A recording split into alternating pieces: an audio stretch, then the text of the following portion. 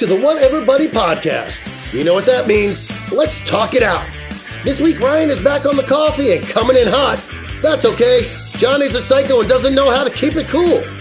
Later, we go to the glacier state. Okay, fine, there's no glaciers there, but still, it sounds good. We love Sweden.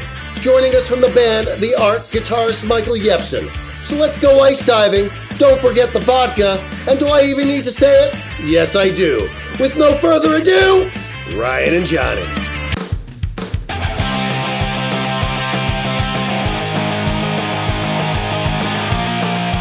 Why are your fingers colorful? Why do you have colored tape on your fingers? Because I've been thinking ahead. First of all, these are the best. You ever work in a restaurant before? Yes. These are the best Band-Aids ever. And so those are Band-Aids. It's not. I thought it was like colorful tape. They're Band-Aids, and they're Band-Aids. When I used to work in the restaurants, they used to have these Band-Aids that I would get. That they're fabric, and you can wash your hands 1,000 times, and they don't come off. And That's now when great. I drum, That's awesome. I fucking my fingers. They fucking Protects straight up them. like. Oh, yeah, no, but straight up, my fingers. If I don't wear these, I just started wearing them. Okay, let me rewind. These It helps Band-Aids. you. Yeah, no, I understand. No, It hold helps on. you. These Band-Aids. I started thinking about it a couple of weeks ago. I was like, I need to get them. So I started Googling. I found them. Now, and I got them because I need to put Band-Aids on my fingers after playing every day. Because what literally happens, my fingers will straight up rip open. I'll hit the snare drum and I'll feel my finger. I'll go, there goes the rip. So Johnny, now, I understand that. Right. So I'm putting them onto the ring. Yeah, my question was why are they purple? Well, I got all sorts of colors. You want to see something cool? I brought a couple of extras with me today in the event that these. Does the box have cartoons on it? No. Look at these. They're here's pink and orange. These are all orange. Orange. Yeah. See the orange? The orange. I got these in case these fall off. In case you need a new one. Yeah, in case your purple one falls off, you can replace it with a pink one. Yeah, man. It takes a real man to wear pink. That was our saying in the Knives. We used to have black T-shirts with just the Knives logo in neon pink. Whenever it was like ironically cool to wear pink and like. The funniest was one time we ordered stickers, the neon pink with the black logo, like the square. The square's neon pink and the logo's black. They showed up salmon colored. Oh, it was like a man salmon. It was a man horrible. salmon. They ended up giving those for free and remaking them again for us. Hey, so I always thought it was funny and I thought I was clever calling pink man salmon. Is that original or is that just I'm just stealing? I don't understand what man salmon is. It's a way of a guy saying I'm gonna wear pink, but I want to call it something manly and not pink. So he says it's man salmon. That to me makes me think the guy's got to smell like vagina. Yeah, no, that makes it actually worse. It's basically a guy acknowledging that he's doing something effeminate, and he's like, no, I'm not gonna let it bother me. Whereas like the real man will be like, dude, real man's like the real man that doesn't give a shit. He's like, yeah, I'm wearing pink. What are you? Wearing pink. What do you got to say about it? Yeah. Real man wears pink. That's your response. Coming in hot today, my friend. I'm back on the coffee, dude. Back on the coffee again. That's it. Well, good man. Cheers. Cheers. Back on the coffee. Want to know why? Why? No, what were you going to say? That I cover up the logo on my cup because I refuse to give 7-Eleven free promotion. Shout out 7-Eleven sponsorship. Yeah, they're fucking me in my points right now. Anyway, you were saying. So as I've mentioned a handful of times, I gave up coffee because I got a little pukey. But yeah, my brother went on vacation, and he brought me back Where some to? of the. He went to Mount Rushmore with my niece because my brother's a teacher. My niece loves history, so it was a cool little couple-day trip for him. That's so cool. I didn't like history at her age. I love it now. I really wish I would have liked it then. She got a history teacher as a dad. That's amazing. Yeah, she's so into and a grandpa. And but like, where's Mount Rushmore in Massachusetts? So they go to South Dakota. Right. They do a couple days, and they brought everybody something back. So they bring me back a bag of Black Rifle coffee. Smells delicious. So I figured I'd try it out. I made sure to eat breakfast, so I wasn't doing it on an empty stomach like Butthead Ryan did a couple weeks back. Or Butthead Johnny's doing right at this moment. Yeah, but I'll tell you, if I'm a little If I'm a little animated today, it's because it's the first cup of coffee I've had in a good solid month. Well, I'm grateful that you're back on the coffee. There's definitely a little bit Back more on the pep in your coffee, step. baby. Back on the coffee. I got to say, back to the history of Mount Rushmore. I don't know if you know this, but we almost added our President 45 up there. He No, we requested didn't. No lie, it's a real story. No, we didn't. Well, you're right, we didn't. But it is a true story that he went through the process to try to get himself added to that. Well, the irony with that is that it's a privately funded endeavor. So, like, they're doing the Crazy Horse stat. Have you seen the Crazy Horse Monument? It's a couple miles away from Mount Rushmore. They I've never started seen the it Mount Rushmore monument. Well, you could look it up online. You've seen it on pictures. So, the Crazy Horse Monument was started in the 1940s, and up to now, they have his face done.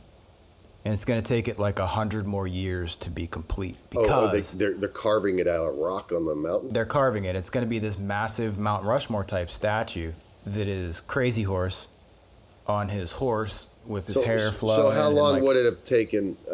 The reason, just so you know, the reason I say that would have been great. If it was a continued effort, like government funded or something, it would have been much quicker. Yeah, no, but okay. What I'm asking is, first I want to clarify the reason I said that would be great is because there's so many presidents between the last president they put up there, and they probably did all 4 of them at the same time, or is there 5 of them? However many there are. There's 4. It's Washington, Jefferson, Roosevelt, and Lincoln. Okay, and they the probably reason did it those all at 4 the were same chosen, time. the reason those 4 were chosen is because the designer chose those people. Okay, good story. You have a history teacher of a brother.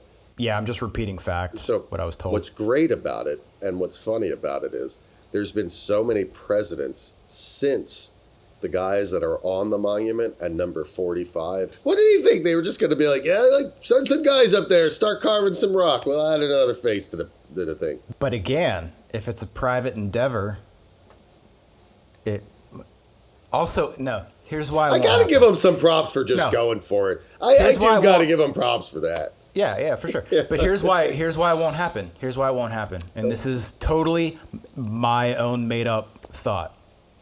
I would wager that Mount Rushmore brings in how much of South Dakota's annual income, a large majority of their income. I would assume that is bringing that in. So to put anybody else's face on that monument requires shutting that down.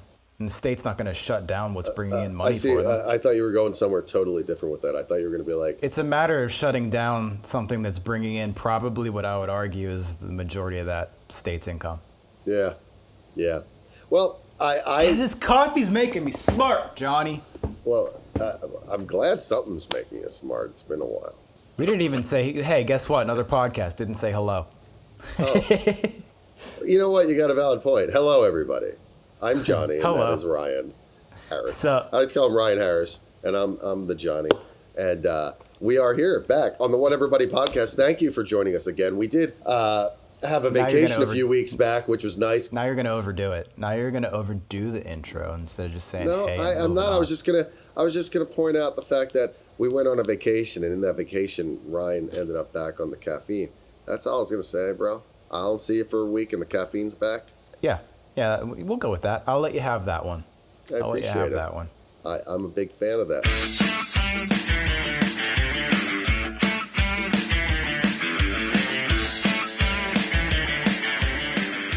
Last night, we were having a debate.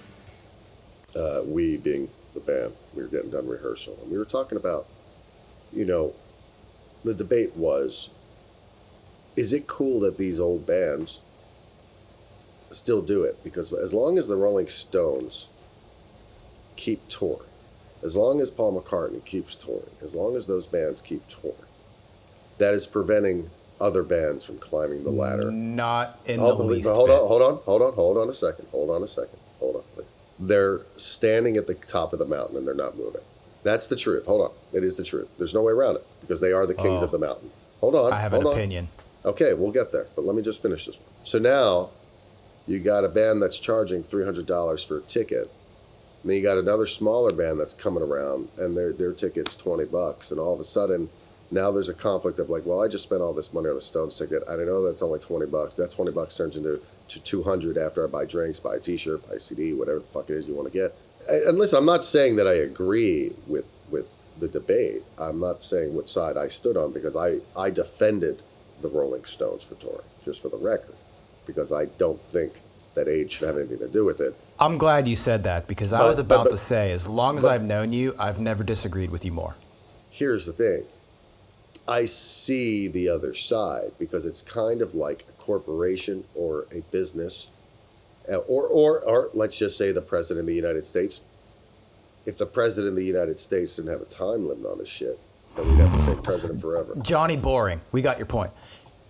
Listen up. Sorry, man. That was actually a little bit over the top. I apologize. No, that's fine. I accept the caffeine. You think because the Rolling Stones are playing SoFi... Did I not say that I did chucking not? It... Did I say that I did not? The argument is that as long as the top dogs are still doing it, the little guy's not going to get a better show. You think because the Rolling Stones are playing SoFi... That's not what I said. Let me talk. Let me talk. That's not what I fucking said. But it's not what I said. You can't sit there and give me your point on something. I didn't say a better show. I said climbing the ladder. I said climbing the ladder. It's the same thing. You think because the Rolling Better Stones are playing... dude, listen, you can get a great opening slot. Opening for the Rolling Stones. This is what happens with you. You know that you're wrong, so you're just going to talk over me, and you're not going to let me have my point. Dude, you're killing me. You're killing me. This is what Jonny does. That's not what I said. Hey, listeners, this is what Jonny does. Whenever he doesn't want you to make a point, you start talking. Whoa. And he's louder than me. So the point is true. It is always my fault. I didn't even get to make my point. Please do. Because you didn't let me make my point. Because I was yelling at you. Just for the record, though, if you're going to make a point, make sure you're doing it on the right facts. That's why I was interrupting, because you're getting your facts wrong. I didn't say it because they couldn't get a good show. You didn't let me say my point. My point was going to be that you think because the Rolling Stones are playing SoFi, that Chuck and his band down the road aren't going to get better opportunities? No. That was my point. My point wasn't that Chuck and his band are going to play SoFi in their place. It was that... really not what I'm saying, really, at all. Then you need to explain it again. I'm not saying they're not getting good opportunities. What I'm saying is they're just not climbing the ladder faster than they might, because people are spending lots of money on the dinosaurs. That's all I'm saying. I can't stress enough that I'm on your side, and I defended your exact point with the people that I was debating this with. Just for the record, You could argue that Paul McCartney and the Rolling Stones fan base is old rich dudes, and they're not going to go see Chuck's band down the road, whatever their opportunity may be. Right. Okay, well, maybe.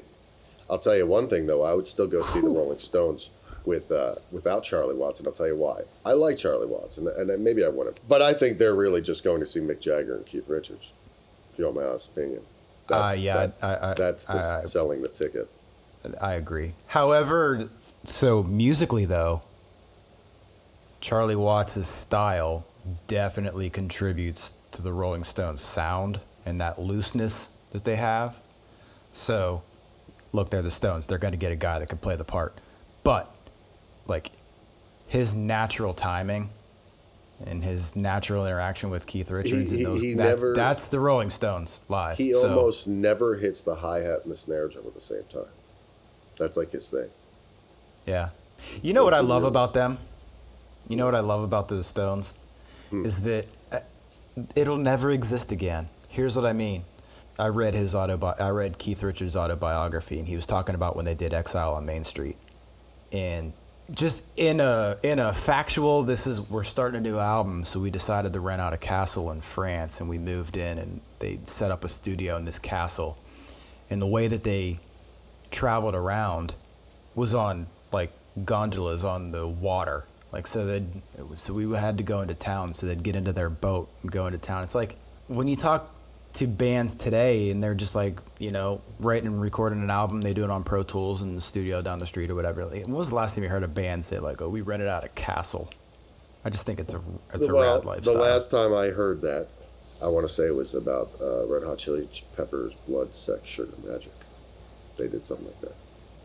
I didn't know that, but I mean, that was something they did a lot until the 2000s, and you know what, they still might do it now. We just don't know. Is it because recording turned digital, or it has to be, right? You could still take Pro Tools into a castle. Think people, yeah, but I think ultimately what it's come down to is people are like, why would we waste the money on that now? Yeah. It's a different business. Like the amount of money you made in the music business back when they made that record is a completely different beast now. You know, especially in the rock world, because rock is like seriously the minority amongst all genres of music at this point.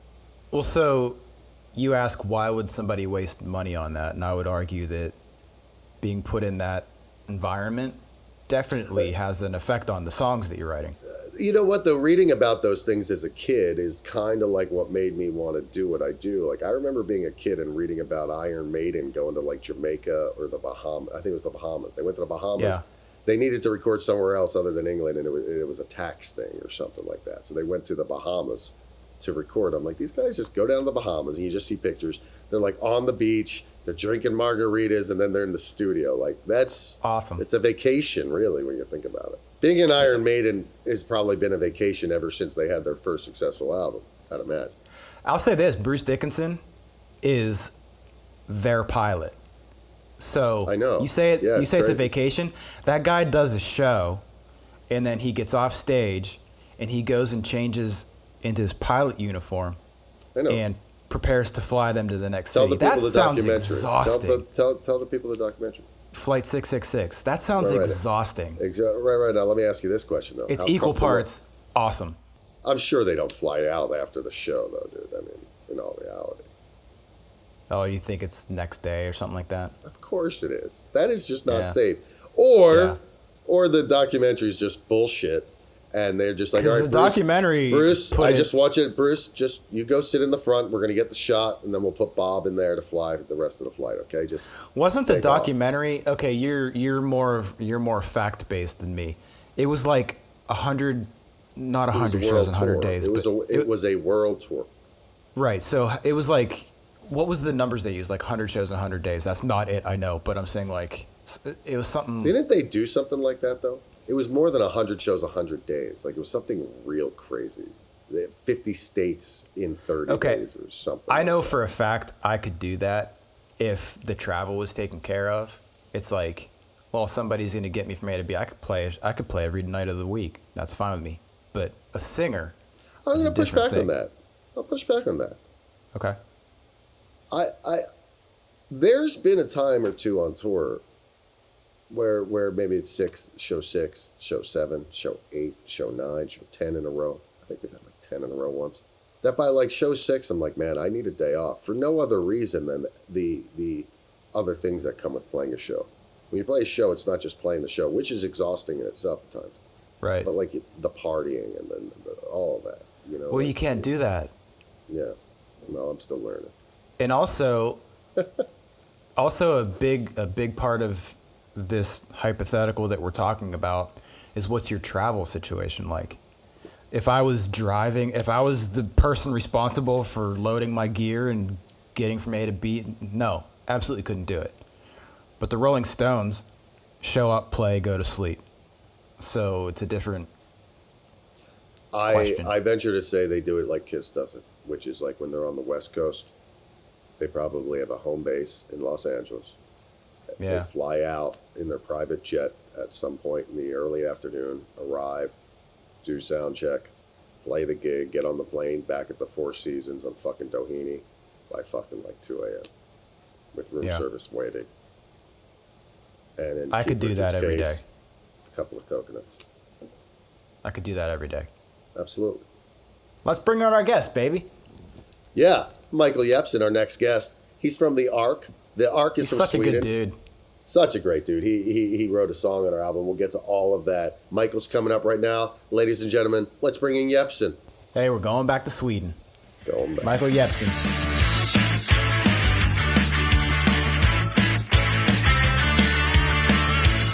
Taking time away from cruising around the world in his Ark.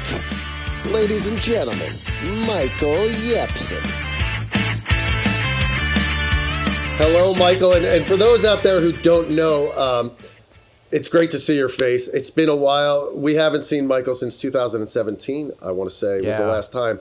And for those who don't know, our connection here is that we were signed to Roasting House Records, and Dead End Exit, part of Roasting House Records. And Michael was part of their writing team over there, and they put us in touch with Jens and Michael to write LA Psycho Chick. Exactly. Exactly. I just want to make sure I got his name right out for a second. I was like, oh my God, did I get Jens's name wrong? Oh, yes. And then through that, we became friends, and we came over there the next time we came over in 2017 to play Helgeia Festival, which I'm representing right now, and Malmo Festival. Those guys were nice enough to come up and play with us. We played LA Psycho Chick, and then we got to play one of my favorite ARC songs, Clamour for Glamour, which whenever that comes on my radio, I put my shit on random. I fucking go nuts every time. And if there's anybody in my car, they're just like, what's wrong with you, man? I love this song. So anyway, that's how we know each other. I could picture Jonny in LA traffic singing along. Oh, totally. Clamour for Glamour. Yeah. Top of his lungs. People just looking at me like, I'm fucking doing the like drumstick in the air shit fucking in the car and stuff. Anyway, that's the connection here, and that's how we know Michael. And I'm very grateful that you came to join us today. This is a nice treat for me. Of course, this is lots of fun. Yeah, and I'm so glad to see you guys again. But I'm a little bit sad because I wanted to show you all the cool stuff I have. Right now, all you see is my basement. The family sent me down here. They sent you down there? Yeah. But I'm free down here, so I can say whatever I want. So that's good. Oh, that's good. Well, that's always safe.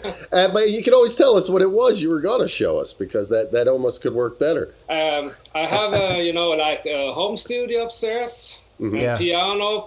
I have 2 daughters, so you have 4 daughters. We met. Two daughters. 2. I was going to say we met 2 of them. Yeah. I have like a music room beside the kitchen, so it's pretty fun. So there's a piano, guitars, because if someone wants to play, they can play whenever they want. And when you want to take a break and eat a sandwich, the kitchen's right there. Yeah, exactly. It's right there. Perfect. Right nice. Perfect. So I have a couple of questions going back to the original way we met with LA Psycho Chick.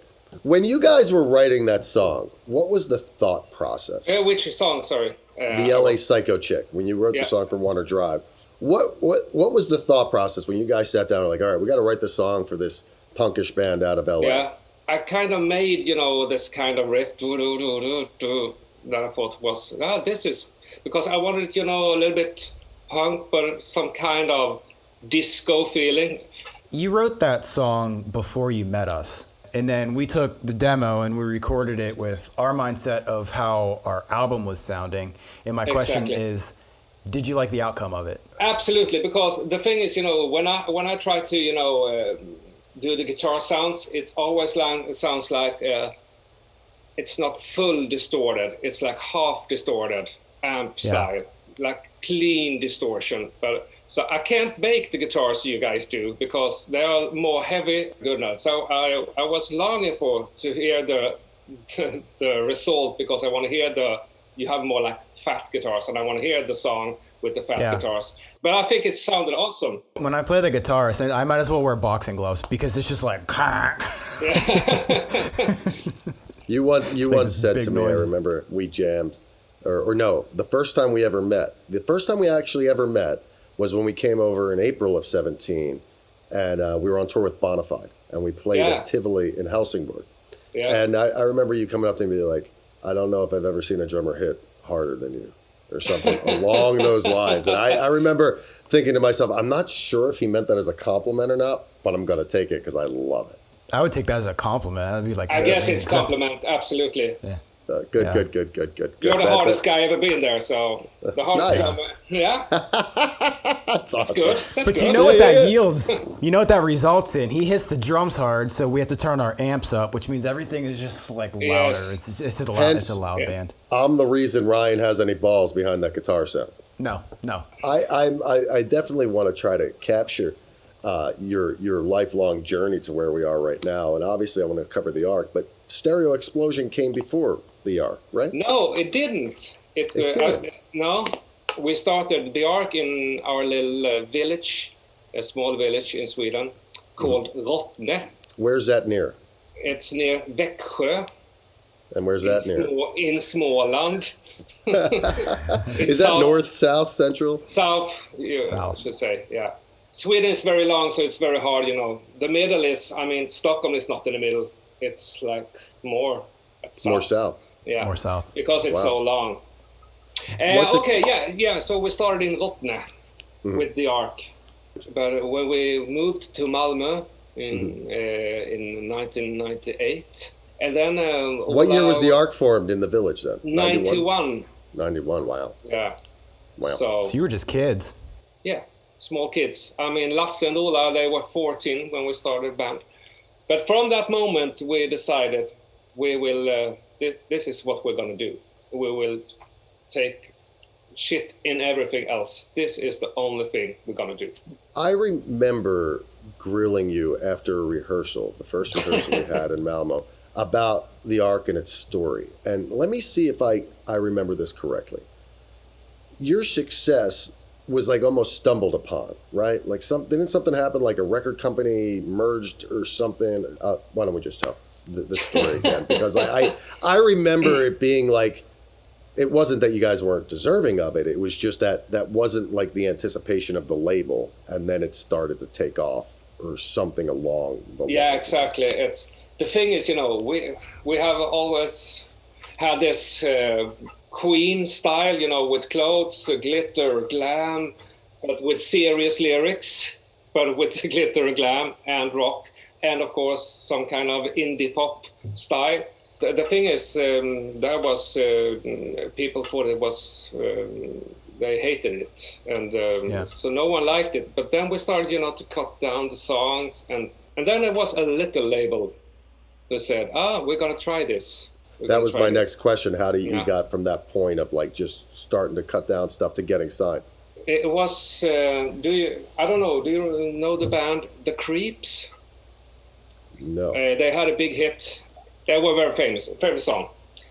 The singer in that band saw us play on a little festival, and he thought, oh my God, this is amazing. So that night it rained, and that night we decided, okay, let's forget about the Ark. We will stop it. And then 2 days later, he calls me and says, guys, I loved your show. So can we meet? I want to try to help you get some record labels or something. How did he have your number? Because Martin Axén, the other guitarist, his sister was together with him. Oh, that's awesome. Okay. And he got in touch with a manager. All the while, you were about to break up after that show 2 days prior to this phone call. Yeah. It's funny how that works. Yeah.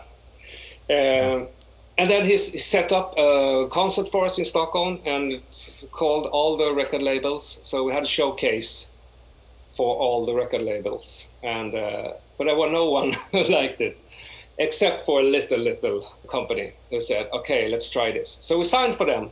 Then we released Let Your Body Decide. But the thing is, they were just breaking up. So we ended up like they bought them. So suddenly we were like at Virgin, but I don't know exactly how that worked. So you went from being on a tiny label and they were bought out by Virgin, and now you're on the big label out of nowhere, you're on a major. Yeah, in a coincidence, we were at Virgin. It was a big label, of course.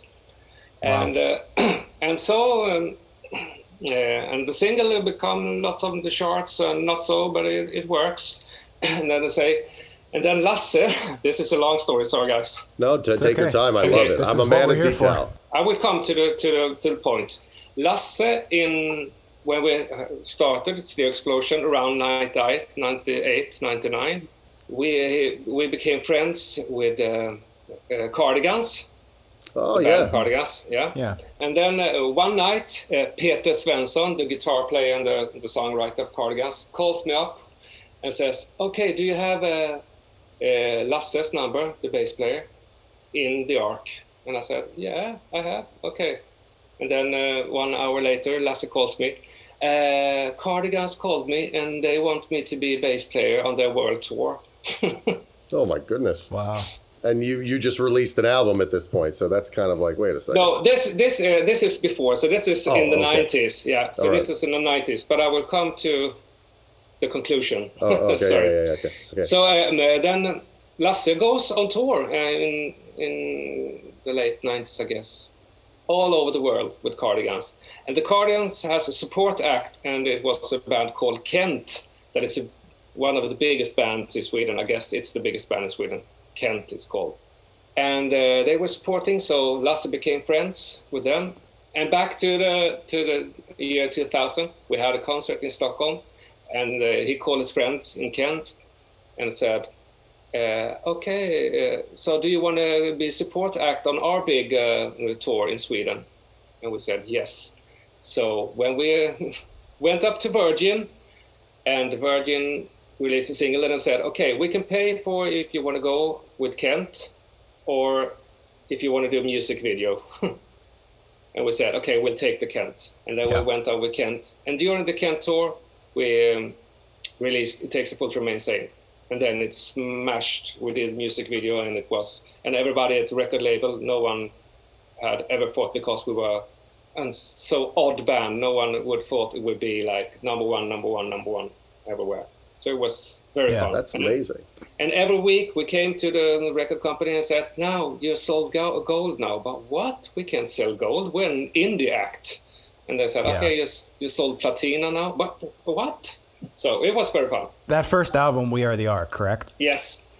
And that sold like over 120,000 copies, something like that? I don't really remember, but I think we got the platinum for that record. Awesome. So did life change at that? Like, was it like an immediate life change at that point? Yeah. The big change for me, there was because this went so fast. So we didn't have any money because, we didn't have any jobs, and, this didn't give you directly money. So I came back for the Kent tour. I needed, money, so I went in Sweden we have some kind of social network, so you will get money if you don't have any job or something. But you have to like search jobs all the time to get that little amount of money. So I went there and I sat and I saw the music video of our first music video on the television. While you're sitting in the unemployment office. And I sat there in this worst room sitting, and I said, and we had a meeting with lots of other people who were there, who were searching jobs, and we went for lunch, and I called my manager and I said, do I have to sit here to search jobs when I see myself on a music video on TV? Wow. And he says, okay, I will transfer 10,000 Swedish krona on your account now, and then you can go back and say you will never be there again. And so far, I haven't, but That's awesome. Here's the hoping. Real quick, when your manager gave you the money, I guess the question I was going to ask is, why did it even get to that? Because if you guys had gone platinum, who had all the money to begin with? Why were you even there? It takes, the money will arrive, but it takes because... Yeah. Quarterly. Yeah, 3 months, exactly. 6 months, a year. Yeah. Yeah, no, I get it. What happened? So you get back, that tour's over, or the cycle of the record went. What was the game plan at that point, and who was making the game plan? First of all, this was a dream. We have been trying with the band for 9 years, because we started 91 and this was in the year 2000. So first of all, oh my God, we got everywhere we go, we got free food, free beer and everything. Wow, and we are like rock stars. And we were so hyped, so we were like everywhere, because kids liked us, old liked us, all in between, because we have these clothes, of course. So everybody thinks, wow, this is cool. And fashion magazines and fashion shows, everybody liked us because of the clothes. And of course, lots of people liked us because of the music. And of course, lots of people hated us. So we became so popular. So people, when they went to work, at the lunch break, they were discussing, is the Ark good or bad? It was, it was a subject you were talking about. That was a phenomenon. Yeah. I remember we were on tour and we went to a gas station to buy some beer, I guess. And I was joking, okay, let's check every newspaper or every magazine on the whole wall and see if we are in it. And we checked everybody, and we were in all the papers.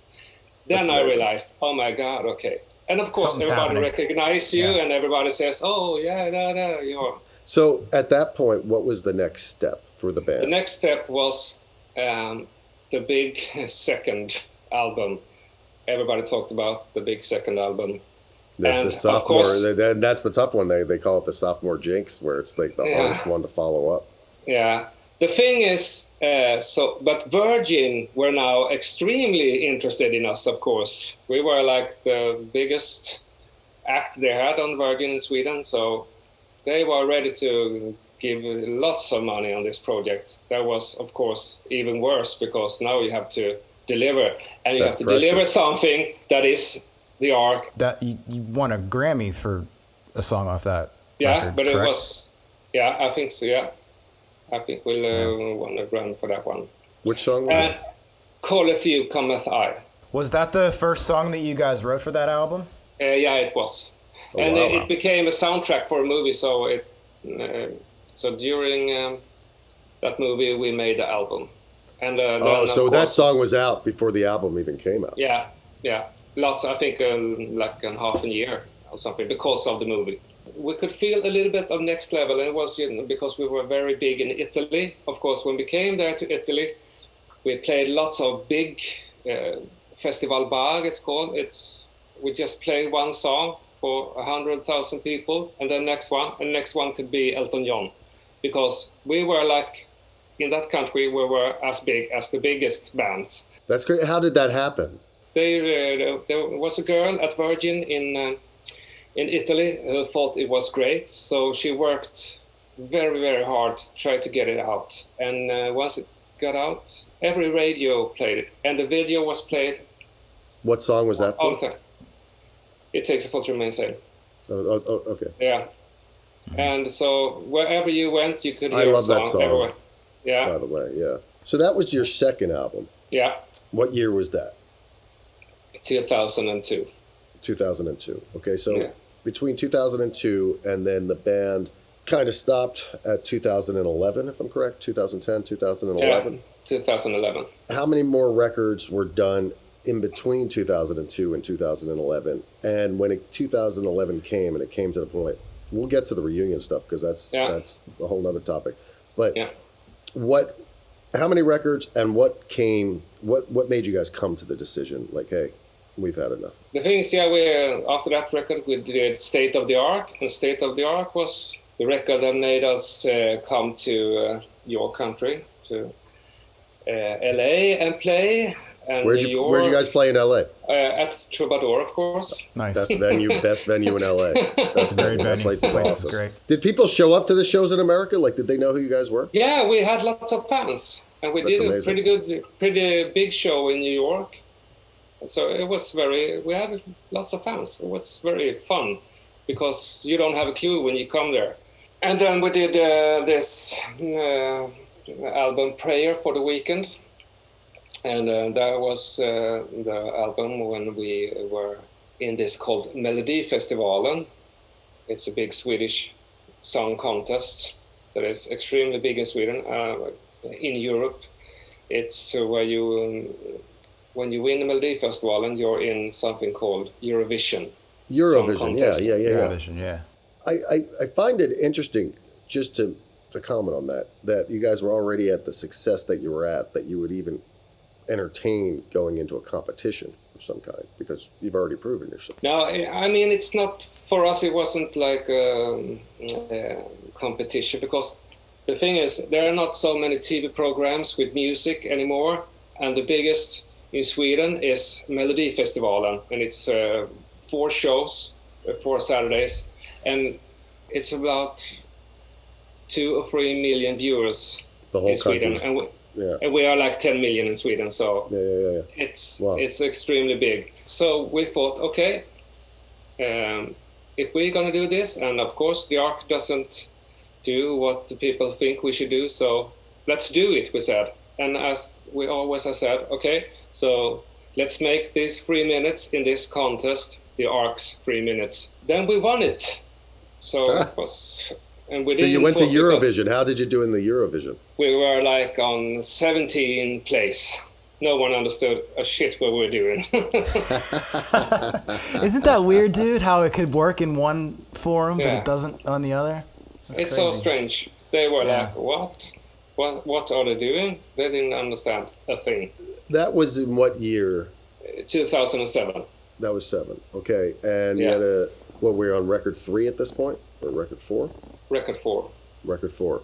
And so when you came to 2011, what was did it just run its course? You guys were just tired, or what happened that you guys wanted to take a break? The thing is, I know lots of friends who have been working at the same job for 10 years, and they said, oh, I've been here for 10 years. I have to do something else. This is what I've been thinking of later on, because, yeah, it's the same thing. I mean, you can be a rock star, you can be touring and do lots of music, but everything, sometimes you need a break, because it's... Yeah, of course. The thing is, it gets the same. Yeah. The biggest thing was, we don't want to be a band that goes on and goes on and goes down, and no one remembers it. We want to be a band, we want to end off at the top, at the very top. So everybody who remembers the Ark will say, oh my God, they were an awesome band, they were great. What was that? Hopefully, what was that? That was thunder and a big lightning. Was it really? Because I saw the Yeah. I saw the lightning out of the window to your right. Whoa. That's awesome. Yeah. I'm jealous. I never get to hear Whoa. that ever. Cool, That's amazing. yeah. Dude, Yeah. I'm keeping that in. So was it a collective decision amongst all of you, or did somebody bring it in to the band and say, hey guys, what do you think of this? The thing is, everybody have been talking about it, of course, and of course some maybe weren't super excited over breaking up. But the thing is, everybody, when we talked, everybody thought, okay, this is what's best for the band, because the band has always been the number one in our lives. And we have, been working with a band 2011. It was 20 years. It was 91. We have only focused on the band. Isn't it funny how in the job world, if somebody retires or switches their job up, people are like, oh, you're just doing something different. But in the art world, if you're like, we're going to call it quits, people are like, well, why are you quitting? It's like, it's not quitting. We just worked our ass off for 20 years. We want a break. We want to do something different, Yeah. I guess because, they think like, but you're doing your dream job. Why do you want to quit your dream job? Yeah. But if you continue with that dream job, maybe it will No longer be a dream. Yeah, because interesting. then you never know if you just put it in the ground instead of put it in the sky. What would you say? You head out on this last tour, knowing it's the last tour. Yeah. And I'm sure, like, at moments, it was probably like, wow, this is surreal. It's the last tour. But when that last show came, what was the emotions like for you and your bandmates? I mean, I remember Sylle, who was playing drums and cried at the same time. That was interesting to see. Yeah, for sure. And of course, I mean, I think for me, it was so much feelings that I couldn't feel anything. It was like, I was like a blank. Okay, I'm standing here and this is the last, and this has been the biggest part of my life for 20 years. It's like breaking up with a girlfriend you have been together with in 20 years or married in 20 years. Yeah. How many people were you in front of? Oh, I don't really know. Maybe 10 or 15,000. It was in Stockholm at Gröna Lund, so it's a big fair. When I was doing research on you when we were working on the Warner Drive stuff, I actually saw video footage of that show. Ah. That's where there's the big Ferris wheel and stuff like that. Like Exactly. Yeah. So it was, and afterwards we just went into the cars and went into a friend's place, and we sat down and ate and drank beer and just talked about our 20 years. That's pretty awesome because, like, you went in as friends and you went out as friends, and, like, You're still friends. And you're still friends. What more would you want out of any attempt, No, exactly, because the big difference when we had quit the band, after we, made it clear, okay, we're going to end the band, then lots of people started to come up to me about, wow, I always loved you, and I always loved you guys, and I loved the Ark. lots of feelings, and of course lots of people. Thank you for saving my life with the Ark. You have helped me through all the years, in all my school years and all my work years, and so. And awesome. When you hear that, and everywhere, you become very glad, and you think, "Oh my God!" Then you feel very proud of what you have done, and I guess I could never have get that feeling if we had played on with the band. What was the reality moment for you after the tour where you're like, well, what am I going to do? Then me and Jens Andersson, the keyboard player, said, okay, so I have Jens had a studio, and we said, okay, so we're going to work together in the studio, and we'll work behind the music instead of just start writing. So we decided to start to become some kind of a writing couple. And of course, trying to work on with music, but in another way, in producing others and record others and co-writing. It's like if you're a movie star, then often you go back as a director. Or if you're a football star, you will go and be a coach, yeah. Prior to the pandemic, you guys had a reunion tour planned that got postponed. What made you guys want to take that step? When we broke up the band that night, it was for real. It wasn't, some kind of, okay, let's go, and then we have a reunion tour. It was for real. So that's why Sille cried when he played. It was for real. But then it went for like 10 years. We've done lots of, and the Lasse Ola were driving the car, and they were talking about, it's 10 years, maybe we should do something to celebrate that, maybe. It would be fun to do. And we start talking, and me and Jens had talked about, I would love to try to make a reunion with the band. It would be fantastic. We started to talk to each other, and we discussed, should we do it? And everybody says, yeah, we want to do it. This would be very fun. When this was planned, we started to rehearse. We had rehearsed for 2 days, and they were starting to set up the tour, and then the pandemic started. Do you guys have plans to do that when things are a bit more normal, like say next summer? Yeah, the tour has been moved for. It should have been the last summer, and it should have been this summer. But hopefully it will be next summer. So it's 2 years. So hopefully we can, put on some more gigs on the way, hopefully.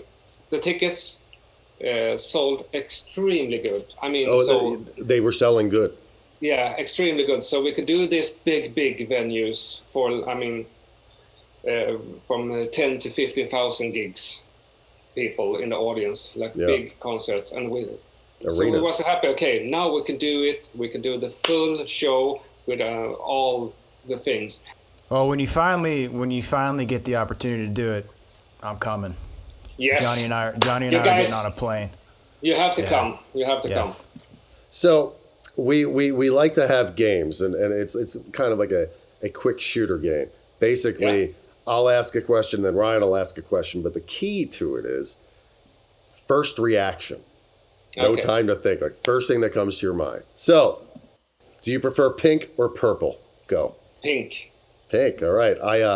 I'm sporting purple today. I've been ripping my hands playing a lot, so I got purple. All right. Pink. Takes a real man to wear pink. Ryan. Favorite Ark song? Climb for Glamour. Often I would say it takes a full to remain sane. That's my other favorite. We got good taste. Yeah. So through all the years of touring with the Ark, where and when was your favorite show? Oh my God. I think it was a big festival in Småland called Hultsfredsfestivalen. It was a big, it was like, 20,000 people. It was a big festival in Sweden, but it doesn't exist anymore. But when we were young, we went to that festival, and partnering and watching bands, and there was a big stage, and I was every year we were looking at that stage. Wow, if you could play there one day. And then we got to play there on the big stage. That was a big moment, of course, when you have been watching that stage for like 10 years, and then suddenly... Yeah, and you finally get there, and you're like, all right. And being that was such a thing, you know, being the stage you watched all your favorite bands on. Yeah. What was going through your mind before you walked on that stage? And the thing is, I mean, one of my favorite concerts I saw on the big stage was when I saw Primal Scream. And the thing is, I was extremely look-alike. I had long black hair and was extremely thin, so I looked like Bobby Gillespie, the singer of Primal Scream. I was look-alike, so everybody thought I was him. So when he was playing on the big stage and we were supposed to walk on, I passed by all the guards because everybody thought it was me. So I was on my way up the stage, and they noticed, no, that's not Bobby Gillespie. And then I thought, okay, this time I don't have to pretend to be someone else. I can go up on this stage and be myself. That's amazing. That's awesome. Yeah. All right, next question for you. Where do you keep your Grammy? The thing is, we only got 2 or 3, so I think we have to have some kind of schedule. But the thing is... It rotates. Yeah. We have you don't all get your own? You have to share it? Yeah. That's but crazy. The thing is, we have a couple of Rockbjörnen, it's another prize. And I have it on my piano upstairs. And I also now, for just a couple of weeks ago, I put on all my gold records on the wall so everybody can see it. Okay. Favorite and closest member of the Ark? Go. Favorite and closest. I think everybody is a favorite in different flavors. That makes sense. I mean, I started the band with Ola and Lasse, so we are like the original members, and we started this band when we were like small kids. But otherwise, and then I work with Jens almost every day. So, and Martin, I love those guys. Yeah. They're your family. They're your brothers. Yeah, you know? Exactly. I don't have any brothers or sisters, so they are really my brothers. All right, Jepson, final question of the day, and I got to apologize in advance. I like to be a dickhead. But I noticed on your Facebook page that your profile cover is a treasure troll. So I'm going to pull up a picture, and as I pull up the picture, I'm going to ask you, do you have to pay them for the copyright of this, or do they pay you royalties for using your likeness? My wife's brother is an art director, and he took a picture of that troll and then put in my eyes in that troll. So that's my real eyes in the troll. Oh, I was going to say... okay. Everybody has always said that I am a lookalike of those trolls because I look like them. Ryan brought that up, and I was just like, oh, my God. Like that's crazy. Can you bring it back up now that we know he's changed the eyes? I didn't know I still had it. Maybe it's time for a change. I think it's amazing. That is so crazy. Yeah, you see the eyes? Yeah. Yeah, okay, that makes sense now.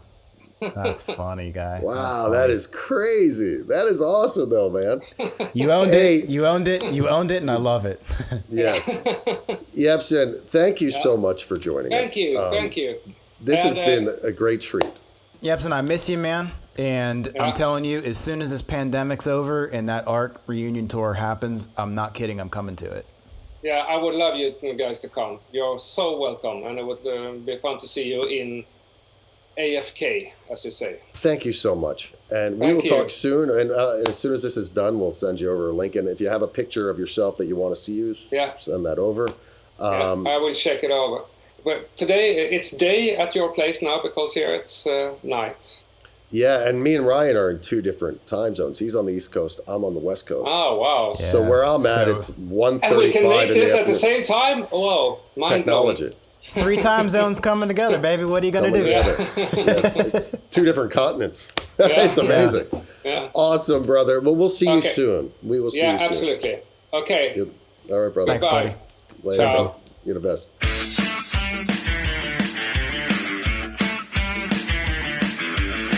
Well, there you have it. Another day, another podcast. Thanks for joining us, Michael, Mr. Jepson. It was great catching up with you, man. The guy's the real deal. He's got a Grammy. Go check out the ARC. Thanks for listening again.